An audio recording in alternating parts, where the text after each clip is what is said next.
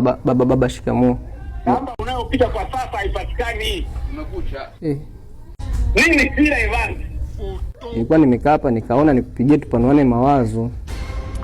Evans, sasa unataka kumpanua mzee mkoloni, upanue mizimu yetu, uje upanue hiki kimji chetu. Evans, mshazoea ulikuwa unapanua kuku zangu hapa nyumbani mara ngapi nimekukamata?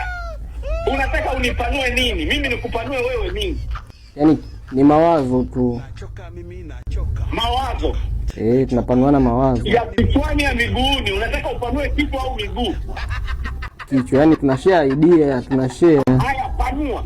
Hivi kwa nini baba tusifungue kanisa? Evans, umeona laana ya mizimu haijakutosha. Umechezea mizimu haijakutosha, ukaona uchezee na upande wa pili, upande wa Mungu. Chezea. Okay. Chezea, umeizoea sana. Hapana baba, unajua kanisa lina hela nyingi sana. Lina hela, pesa.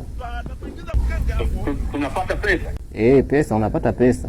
Kwa hiyo sasa hapo mmoja anatakiwa awe mchungaji, mmoja anatakiwa awe sister. Basi, mizimu imepitisha. Kuanzia leo Evans ni sister, mzee mkoloni mchungaji. Tumemaliza. Yaani wewe ndo unatakiwa uwe sister afu mimi mchungaji sasa. Niwe sister kivipi Evans? Sina hela niache kazi. Hivi unajua sister ndo anayepiga hela nyingi kuliko mchungaji. Hilo limeisha. Kuanzia leo naitwa sister mkoloni, mchungaji utakuwa ni wewe. Tunafungua. Sasa badilisha jina sasa. Utaitwaje sister mkoloni sasa? Ito hata sister Happy. Ukaona umenitukana, umezunguka kwenye matusi, umeona umeniita sister. Sawa, utaongea na mizimu. Kasongo yeye.